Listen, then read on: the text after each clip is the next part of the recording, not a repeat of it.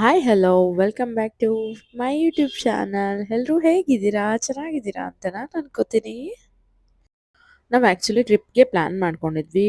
ಯಾಕೆ ಶೀತ ಆದ್ರಿಂದ ತುಂಬಾನೇ ಹುಷಾರಿಲ್ದಂಗೆ ಆಗ್ಬಿಡುತ್ತೆ ಅಂತ ಬೆಂಗಳೂರಿಗೆ ನಿಯರೆಸ್ಟ್ ಇರೋ ರೆಸಾರ್ಟ್ನ ಬುಕ್ ಮಾಡ್ಕೊಂಡ್ವಿ.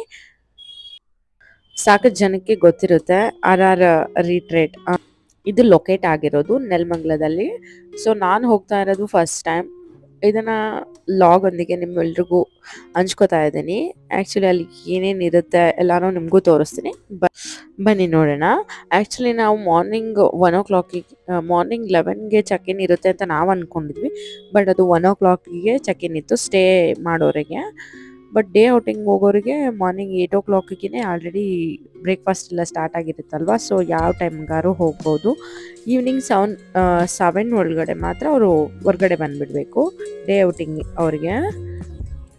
ವೀಕ್ ಡೇ ಆದ್ರೂ ಕೂಡ ತುಂಬಾ ರೂಮ್ ಬುಕ್ಕಿಂಗ್ ಆಗಿದ್ವು. ನಮಗೂ ರೂಮ್ ಸಿಗೋದು ಸ್ವಲ್ಪ ಕಷ್ಟ ಆಯಿತು. ನಾವು ಆ್ಯಕ್ಚುಲಿ ವಯನಾಡು ಆ ಕಡೆ ಎಲ್ಲ ಅಂದ್ಕೊಂಡಿದ್ವಿ ಟ್ರಿಪ್ಗೆ ಹೋಗಲೇಬೇಕು ಅಂತ. ಬ್ಯಾಗ್ ಎಲ್ಲ ಕೂಡ ಪ್ಯಾಕ್ ಆಗಿದ್ವು. ಲಾಸ್ಟಲ್ಲಿ ಚೇಂಜ್ ಆಯಿತು ಡಿಸಿಷನ್. ಯಾಕಂದರೆ ಸಿಯಾಗೋಸ್ಕರ. ಇದು ನೆಲಮಂಗಲದಿಂದ ಲೆಫ್ಟ್ ತೊಗೊಂಡ್ರೆ ಅಲ್ಲೊಂದು ರೋಡ್ ಸಿಗುತ್ತೆ. ಅಲ್ಲಿಂದ ಹೋಗಿ ಮುಂದೆ ಹೋಗಿ ಯೂಟರ್ನ್ ತೊಗೊಂಡು ರೈಟ್ಗೆ ಹೋಗಬೇಕು. ಆ ರೆಸಾರ್ಟ್ ನಮಗೆ ಸಿಗುತ್ತೆ. ರೋಡ್ ಮಾತ್ರ ಒಂಥರ ಚೆನ್ನಾಗೇ ಇಲ್ಲ. ತುಂಬಾ ಕೆಟ್ಟೋಗ್ಬಿಟ್ಟಿದೆ ರೋಡ್. ರೆಸಾರ್ಟಿಗೆ ಹೋಗೋದು ನಮ್ಮ ಮನೆಯಿಂದ ಆ್ಯಕ್ಚುಲಿ 1 hour ಎಕ್ಸಾಕ್ಟ್ ಆಗಿದೆ. 30 ಕಿಲೋಮೀಟರ್ ಇದೆ ಆ್ಯಕ್ಚುಲಿ.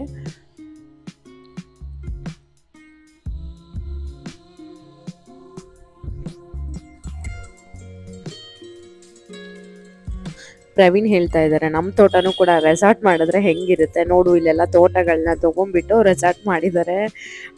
ಅಡಿಕೆ ತೋಟಗಳನ್ನೇ ಇವು ಕೂಡ ಅಂತ ಹೇಳ್ತಾ ಇದ್ದಾರೆ. ಇವ್ರ ಊರಲ್ಲಿ ಮಾಡಿಬಿಟ್ರೆ ಯಾರು ಹೋಗ್ತಾರೆ ಹೇಳಿ ನೋಡೋಣ. ಬೆಂಗಳೂರಲ್ಲಿರೋದಕ್ಕೆ ಇದನ್ನ ಹುಡ್ಕೊಂಡು ಹೋಗ್ತಾ ಇರೋದು ಜನ.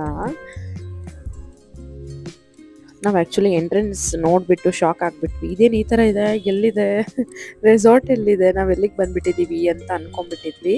ಆ್ಯಕ್ಚುಲಿ ಸೈಡಲ್ಲಿ ನಮಗೆ ಪಾರ್ಕಿಂಗಿಗೆ ಹೇಳಿದರು. ಕಾರಲ್ಲಿ ಪಾರ್ಕ್ ಮಾಡ್ಕೊಂಡ್ವಿ. ನಮ್ಮ ಬಾಸ್ ಕೂಡ ಆಲ್ರೆಡಿ ಕೆಳಗಡೆ ಹೋಗಿದ್ರು. ಎತ್ಕೊಳ್ತೀನಿ ಅಂದರೆ ಬರ್ತಾನೆ ಇಲ್ಲ.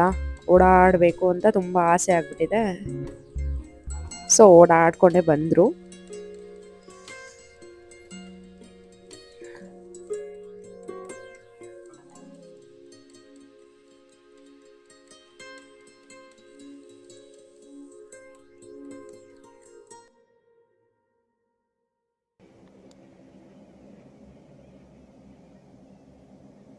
ಇಲ್ಲಿಂದ ನಮಗೆ ರೆಸಾರ್ಟ್ ಸ್ಟಾರ್ಟ್ ಆಗುತ್ತೆ.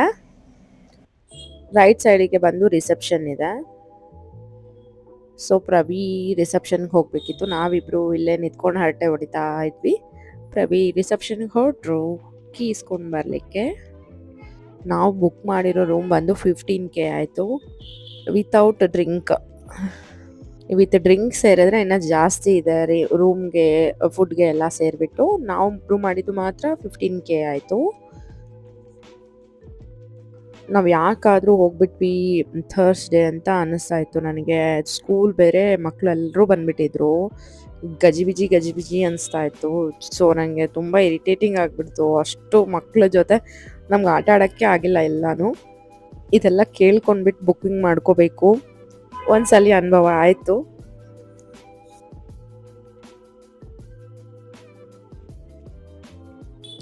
ನೋಡಿ ಎಂಟ್ರಿ ಆಗ್ತಿದ್ದಂಗೆ ಹುಡುಗರೆಲ್ಲ ಕಾಣಿಸ್ತಾ ಇದ್ದಾರಲ್ವ ನಿಮಗೆಲ್ಲ. ಇನ್ನೂ ಸಿಕ್ಕಾಪಟ್ಟೆ ಮಕ್ಕಳು ಇದ್ರು ಅಲ್ಲಿ. ಮುಂದೆ ವಿಡಿಯೋನಲ್ಲಿ ಗೊತ್ತಾಗುತ್ತೆ ನಿಮಗೂ. ನಾವು ಬುಕ್ ಮಾಡಿರೋ ರೂಮ್ ಇಂದ ಈ ಥರ ಇತ್ತು ವ್ಯೂವು. ಸಿಯಾ ನಾನು ಹೋಗಬೇಕು ಅಂತ ಆಟ ಮಾಡ್ತಾ ಇದ್ಲು. ಇದು ನಮ್ಮ ರೂಮ್.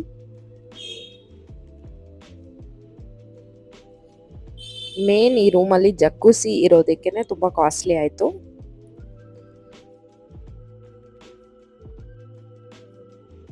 ಬೇಗ ಬ್ಯಾಗ್ ಎಲ್ಲ ಇಟ್ಬಿಟ್ಟು ಲಂಚ್ಗೆ ಟೈಮ್ ಆಗಿತ್ತು. 1:30 ಆಯಿತು ನಾವು ರೀಚ್ ಆಗೋದು. ಫಸ್ಟ್ ಲಂಚ್ ಮುಗಿಸ್ಕೊಬೇಡೋಣ ಅಂತ ಲಂಚ್ಗೆ ಹೊರಟ್ವಿ ಬ್ಯಾಗ್ ಎಲ್ಲ ಇಟ್ಬಿಟ್ಟು. ಲಂಚ್ಗೆ ಏನೇನಿತ್ತು ಅಂದರೆ ಲೈವ್ ಕೌಂಟರ್ಗೆ ಹೋದ್ವಿ. ಅಲ್ಲೆಲ್ಲ ಏನೇನಿರುತ್ತೆ ಅಂತ ನಿಮ್ಗೆ ಆಲ್ರೆಡಿ ಸರ್ಚ್ ಮಾಡಿದವ್ರಿಗೆ ಗೊತ್ತಿರುತ್ತೆ. ಫಿಶ್ ತವಾ, ಹಾಗೆ ಬಾರ್ಬಿಕ್ಯೂಬು, ಜಿಲೇಬಿ, ಪಿಜ್ಜಾ ಇನ್ನೂ ಇತ್ತು ನೋಡಿ, ನೂಡಲ್ಸು ಏನೇನೋ ಇತ್ತು. ಬಟ್ ನಮಗೆ ನೂಡಲ್ಸ್ ಸಿಕ್ಕಿಲ್ಲ.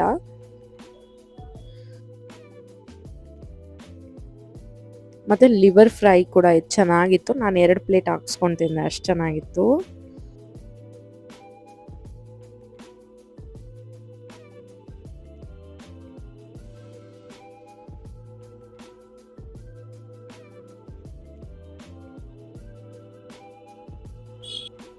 ಇದು ಸ್ಟಾರ್ಟರ್ಸ್ಗೆ ಮಾತ್ರ ಈ ಕಡೆ ಇದೆ. ಸೊ ಆ ಕಡೆ ಹೋದರೆ ಇನ್ನು ಲಂಚ್ಗೆ ಎಲ್ಲಾನು ಬಿರಿಯಾನಿ, ಚಪಾತಿ, ರೋಟಿ ಅವೆಲ್ಲ ಆ ಕಡೆ ಇರುತ್ತೆ.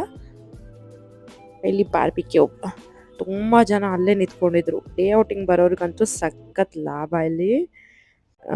ಜಸ್ಟ್ 1500ಗೆ ಡೇ ಔಟಿಂಗ್ ಇಲ್ಲಿ ಸ್ಟಾರ್ಟ್ ಆಗೋದಂತೆ. ಸೊ ಅದು ವರ್ತ್ ಅಂತ ನಾನು ಹೇಳ್ತೀನಿ. ಫಿಶ್ ಕೂಡ ಚೆನ್ನಾಗಿತ್ತು. ಡೇ ಔಟಿಂಗ್ ಬರೋದೇ ಬೆಸ್ಟ್ ನಾನು ಹೇಳ್ತೀನಿ. ಮತ್ತೊಂದು ಸಲ ಹೇಳ್ತೀನಿ, ಎಷ್ಟು ಸಲ ಕೇಳಿದ್ರೂ ಹೇಳ್ತೀನಿ. ಬಟ್ ರೂಮ್ ಮಾಡಿಕೊಂಡು ಸ್ಟೇ ಮಾಡಬೇಕು ಅಂದರೆ ಏನು ಒಂದು ಡಿನ್ನರ್ ಅಷ್ಟೇ ಎಕ್ಸ್ಟ್ರಾ ಆಗೋದು. ಇಟ್ಸ್ ನಾಟ್ ವರ್ತ್ ಅಂತ ನಂಗೆ ಅನ್ನಿಸ್ತು. ಓಕೆ, ಎಲ್ಲಾನು ಒಂದ್ಸಲಿ ಅನುಭವ ಆಗಬೇಕು ಅಂತ ನಮ್ಗೆ ಆಗೋಯ್ತು.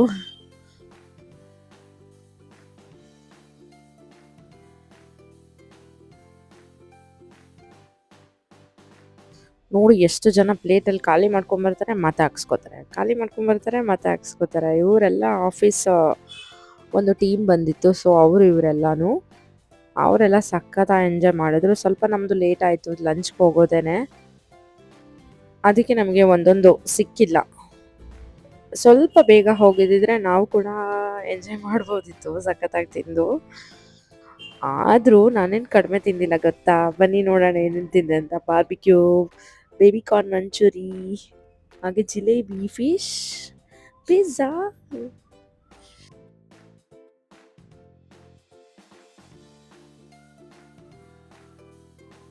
ಪನ್ನೀರ್ದೇನಾದರೂ ಒಂದು ಟಿಕ್ಕಾ ಥರ ಏನಾದರೂ ಮಾಡಬೇಕಿತ್ತು ನಂಗನ್ನಿಸ್ತು. ಆ್ಯಕ್ಚುಲಿ ಅದಿರಲಿಲ್ಲ.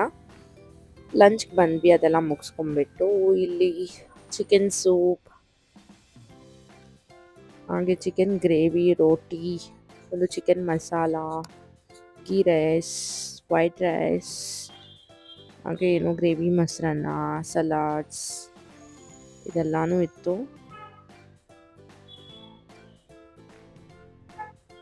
ಇದು ಗ್ರೀನ್ ಚಿಕನ್ ಮಾತ್ರ ಚೆನ್ನಾಗಿತ್ತು, ನನಗೂ ಇಷ್ಟ ಆಯಿತು.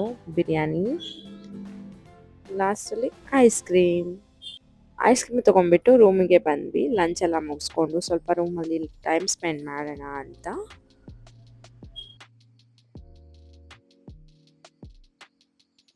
ಮೇಡಮ್ ಜಿ ಆಲ್ರೆಡಿ ಬಾಲ್ಕನಿಗೆ ನೋಡ್ಕೊಂಡು ನಿಂತಿದ್ದಾರೆ ಸ್ವಿಮ್ಮಿಂಗ್ ಪೂಲ್ನ.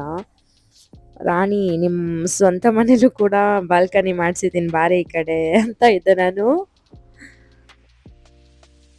ಆ ಬಾಲ್ಕನಿ ನೋಡೋಷ್ಟರಲ್ಲಿ 5 ಇಯರ್ಸ್ ಆಗಿರ್ತಾಳೆ ನನ್ನ ಮಗಳು.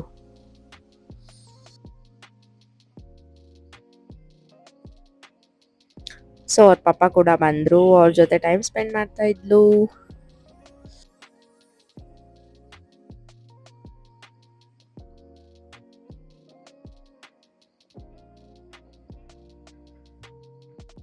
ನಮ್ಮ ಮೇಡಮ್ ಅವ್ರನ್ನ ಮಲ್ಸಕ್ಕೆ ಟ್ರೈ ಮಾಡಿದ್ರೆ ಆಟ ಆಡ್ತೀನಿ ಅಂತ ಬಾಲ್ಕನಿಗೆ ಹೋಗೋದು, ಡೋರ್ ಹಾಕೋದು, ಡೋರ್ ತೆಗಿಯೋದು, ಡೋರ್ ಹಾಕೋದು, ಡೋರ್ ತೆಗಿಯೋದೇ ಆಟ ಆಡ್ತಾ ಇದ್ಲು ಸಿಯಾ ರಾಣಿ.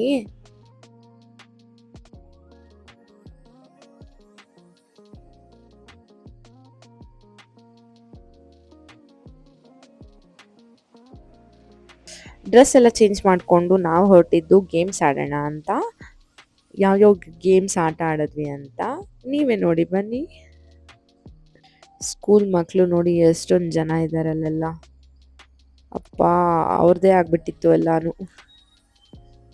ನಾವು ರೈನ್ ಡ್ಯಾನ್ಸಿಗೆ ಹೋಗೋಕ್ಕಾಗಿಲ್ಲ. ಆ್ಯಕ್ಚುಲಿ ಸಿಯಾಗೆ ಶೀತ ಆಗಿತ್ತು ಅಂತ ನಾವು ಕೂಡ ಹೋಗಿಲ್ಲ ಅಲ್ಲಿಗೆ. ಇಲ್ಲಾಂದರೆ ಅವಳನ್ನ ಬಿಟ್ಟು ಹೋಗೋಕ್ಕಾಗಲ್ವಲ್ಲ, ಸೊ ಅದಕ್ಕೆ ನಾವು ಹೋಗಿಲ್ಲ.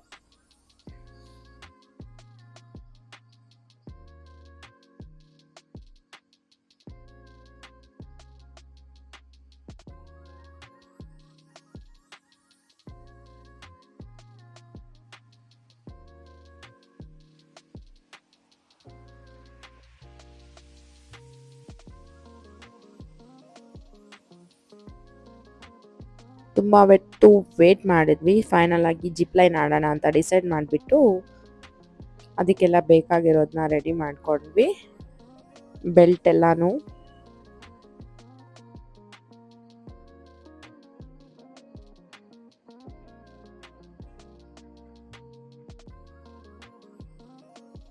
ಮೊದಲಿಗೆ ಪ್ರವೀಣ್ ಹೋಗಿದ್ರು ಜಿಪ್ ಲೈನ್ಗೆ, ಅದಕ್ಕೆ ನಾನು ವೆಯ್ಟ್ ಮಾಡ್ತಾ ಇದ್ದೆ ರೆಡಿ ಆಗಿಬಿಟ್ಟು ಸಿಯಾನ್ ಹಿಡ್ಕೊಂಡು. ಆಮೇಲೆ ಅವ್ರು ಸಿಯಾನ್ ಹಿಡ್ಕೊತಿದ್ರು, ಆಮೇಲೆ ನಾನು ಆಟ ಆಡಕ್ಕೆ ಹೋದೆ. ಹಿಂಗೆ ಆಯಿತು. ಸಿಯಾನ್ ಪಪ್ಪ ಬಂದರು.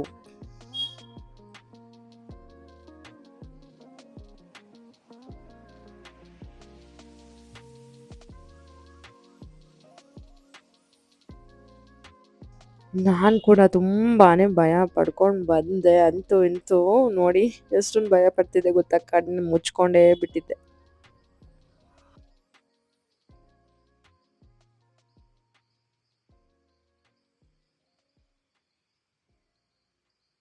ಇದು ಕೂಡ ಟ್ರೈ ಮಾಡಿ ನಮ್ಮ ಮನೆಯವರು ಸೀದಾ ರೆಡ್ ಇದಕ್ಕೇನೆ ಹಾಕ್ಬಿಟ್ರು ಗುರಿನ.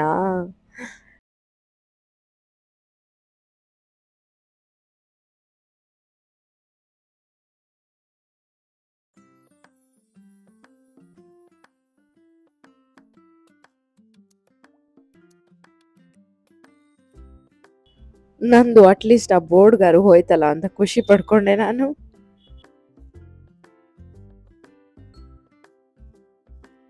ನಮ್ಮ ಮೇಡಮ್ಗೆ ತುಂಬಾ ಅಂದ್ರೆ ತುಂಬಾ ಸಿಟ್ಟು ಬಂದು, ನೀವಿಬ್ರು ಏನಾದ್ರು ಮಾಡ್ಕೊಳ್ಳಿ ಅಂತ ಓದೋಕೆ ಹೋಗ್ತಾ ಇದ್ಲು, ನಂಗೇನು ಆಟ ಆಡಿಸ್ತಿಲ್ಲ ಅಂತ. ಮತ್ತೆ ಸಮಾಧಾನ ಮಾಡಿ ಮಾಡಿ ಅವಳಿಗೂ ಆಟ ಆಡಿಸಿ ಸ್ನ್ಯಾಕ್ಸ್ ಕೂಡ ಸ್ಟಾರ್ಟ್ ಆಯಿತು. ಸೊ ಸ್ನ್ಯಾಕಿಗೆ ಹೋದ್ವಿ. ಕಾಫಿ ಹಾಗೆ ಸಮೋಸ ಹಾಗೆ ಬಜ್ಜಿ ಕೂಡ ಇತ್ತು. ತುಂಬ ಸಾಲ್ಟ್ ಆಗಿಬಿಟ್ಟಿತ್ತು ಬಜ್ಜಿ, ನಂಗೆ ತಿನ್ನೋಕ್ಕೆ ಆಗಿಲ್ಲ. ಸೊ ಹಂಗೆ ಬಿಟ್ಬಿಟ್ಟೆ. ಕಾಫಿ ಮಾತ್ರ ಒಂದೆರಡು ಕುಡಿದೆ, ಅಷ್ಟು ಬೇಕಾಯಿತು. ಆಮೇಲೆ ಸ್ವಿಮ್ಮಿಂಗ್ ಪೂಲ್ಗೆ ಹೋಗೋಣ ಅಂತ ಡಿಸೈಡ್ ಮಾಡಿಕೊಂಡು ರೂಮಿಗೆ ಹೊರಟ್ವಿ.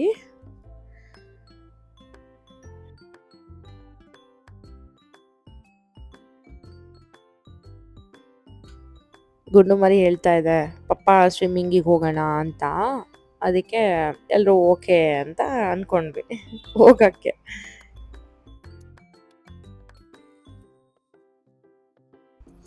ಸ್ವಿಮ್ಮಿಂಗ್ ಪೂಲಲ್ಲಿ ಮಾತ್ರ ತುಂಬ ಎಂಜಾಯ್ ಮಾಡಿದ್ಲು ಸ್ಟಾರ್ಟಿಂಗಲ್ಲಿ. ಆಮೇಲೆ ಅವಳಿಗೆ ನಡುಗ್ ಬಂದ್ಬಿಡ್ತು, ಭಯ ಪಟ್ಕೊಂಡು ಎತ್ಕೊಂಡು ಕರ್ಕೊಂಡು ಬಂದ್ಬಿಟ್ಟೆ, ಶೀತ ಬೇರೆ ಆಗಿತ್ತು ಅಂತ.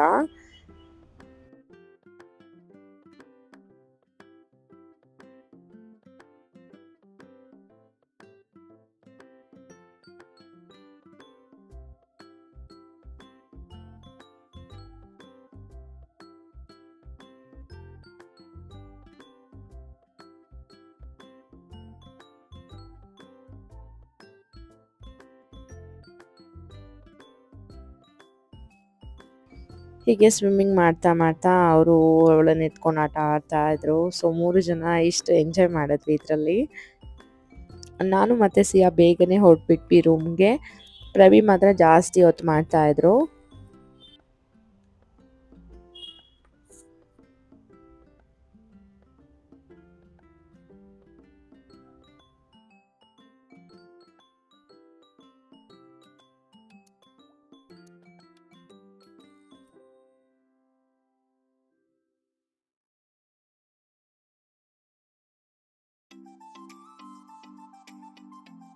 ಬೇಗ ಬೇಗ ರೂಮಿಗೆ ಬಂದುಬಿಟ್ಟು ಅವಳಿಗೆಲ್ಲ ವಾಶ್ ಮಾಡಿ ಮತ್ತೊಂದು ಸಲ ಹಾಟ್ ವಾಟರಲ್ಲಿ ಬಟ್ಟೆ ಎಲ್ಲ ತುಂಬ ಫುಲ್ ಇರೋ ಪ್ಯಾಕ್ನ ಡ್ರೆಸ್ನ ಹಾಕಿಬಿಟ್ಟು ಕ್ಯಾಪ್ ಎಲ್ಲ ಹಾಕಿಬಿಟ್ಟು ಅವಳನ್ನು ರೆಡಿ ಮಾಡಿದೆ.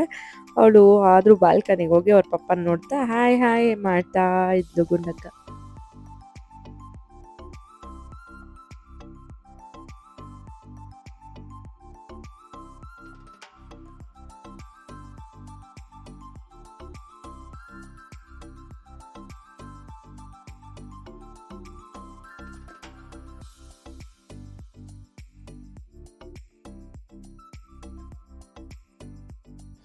ನೈಟ್ ಫೈರ್ ಕ್ಯಾಂಪ್ಗೆ ಹೋಗೋ ಮುಂಚೆ ಸ್ವಲ್ಪ ಗೇಮ್ ಎಲ್ಲ ನೋಡ್ಕೊಂಬರೋಣ ಅಂತ ಹೋಗಿದ್ವಿ. ಅಲ್ಲಿ ಇದೆಲ್ಲ ಇತ್ತು, ಇಲ್ಲೆಲ್ಲ ಫೋಟೋಸ್ ಕ್ಲಿಕ್ ಮಾಡಿಕೊಂಡು ಹಾಗೆ ಆ ಕಡೆ ಹೊರಟ್ವಿ.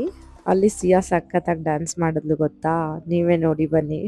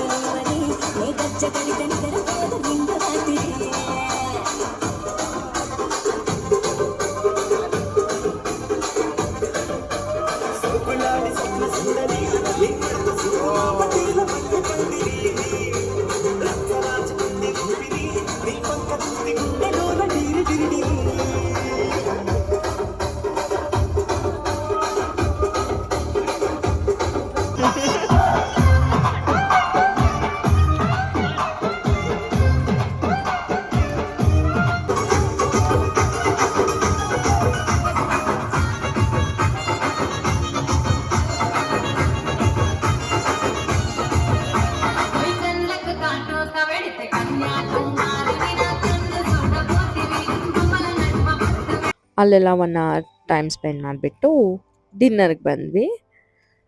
ಡಿನ್ನರ್ಗೆ ಆ್ಯಕ್ಚುಲಿ ಬೇಗ ಬಂತು ಸಿಯಾಗೋಸ್ಕರ ಅವಳಿಗೆ ಊಟ ಮಾಡಿಸ್ಬೇಕಿತ್ತು 8:30 ಅನ್ನೋಷ್ಟರಲ್ಲಿ. ಸೊ 9 ಆಗಿತ್ತು, ಅದಕ್ಕೆ ಊಟ ಮಾಡಿಸೋಣ ಅಂತ ಬಂದ್ವಿ. ಡಿನ್ನರ್ಗೆ ಇದೆಲ್ಲ ರೆಡಿ ಆಗಿತ್ತು.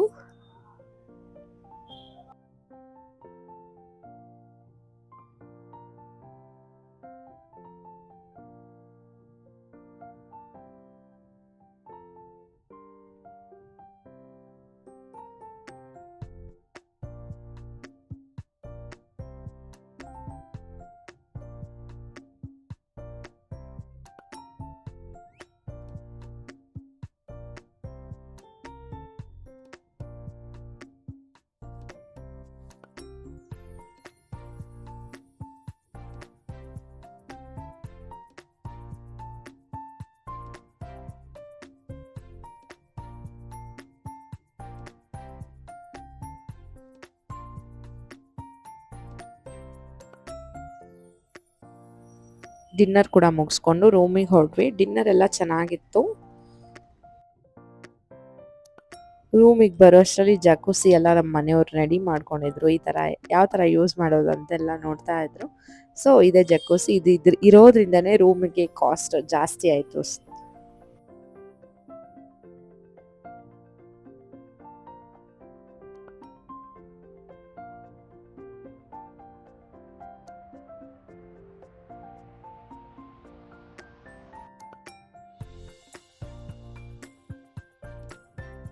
ಈ ಥರ ಎಲ್ಲ ಕಲರ್ ಚೇಂಜ್ ಅದರಲ್ಲೇ ಆಗ್ತಾ ಇತ್ತು.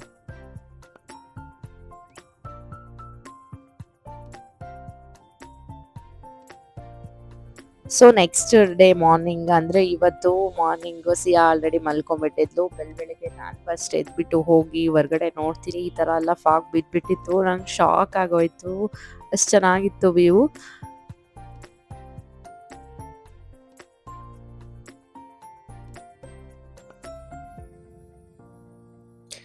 ಹಾಗೆ 9 o'clockವರೆಗೆ ವೆಯ್ಟ್ ಮಾಡಿಬಿಟ್ಟು ಸ್ವಲ್ಪ ಫಾಗ್ ಕಡಿಮೆ ಆಗಲಿ ಅನ್ನೋಷ್ಟರಲ್ಲಿ ಸಿಯಾ ಎದ್ಲು. ಅವಳನ್ನು ಕರ್ಕೊಂಡು ಅವಳಿಗೆ ಬ್ರೇಕ್ಫಾಸ್ಟ್ಗೆ ತಿನ್ಸೋಣ ಅಂತ ಎತ್ಕೊಂಡು ಹೋಗ್ತಾ ಇದ್ದೀವಿ. ಮೇಡಮ್ ಜಿ ಎದ್ದ ತಕ್ಷಣ ಫುಲ್ಲು ಹ್ಯಾಪಿ ಅಂದರೆ ಹ್ಯಾಪಿ, ಎಲ್ಲಿದ್ದೀನಿ ನಾನು ಅಂತ.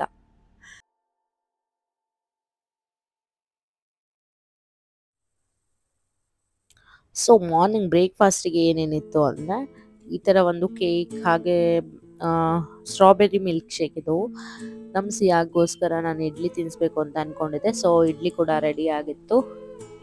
ನಾವು ಹೋದಾಗ ಇನ್ನು ಬಿಸಿ ಬಿಸಿ ತಂದು ಇಡ್ತಾ ಇದ್ರು ಅವರು.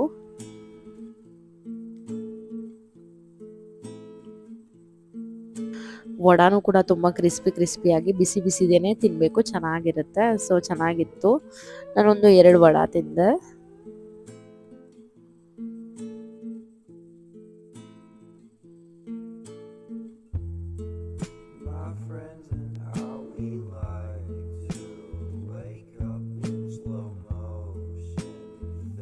ಒಂದು ರೈಸ್ ಬಾತ್ ಇತ್ತು, ಹಾಗೆ ಚಟ್ನಿ, ಫ್ರೂಟ್ಸ್, 2 ಥರದ ಚಟ್ನಿ ಇತ್ತು. ಇನ್ನು ಉಪ್ಮಾ ಇತ್ತು, ಹಾಗೆ ಚೌಚೌ ಬಾತ್. ಆ್ಯಕ್ಚುಲಿ ಉಪ್ಮಾ ತುಂಬ ಚೆನ್ನಾಗಿತ್ತು. ಸಿಯಾ ಕೂಡ ತಿಂದಳು. ಪೂರಿ, ಸಾಗು, ದೋಸೆ, ಹಾಗೆ ಬ್ರೆಡ್ ಮತ್ತು ಬಟರ್, ಮೊಟ್ಟೆ ಇದೆಲ್ಲನೂ ಇತ್ತು.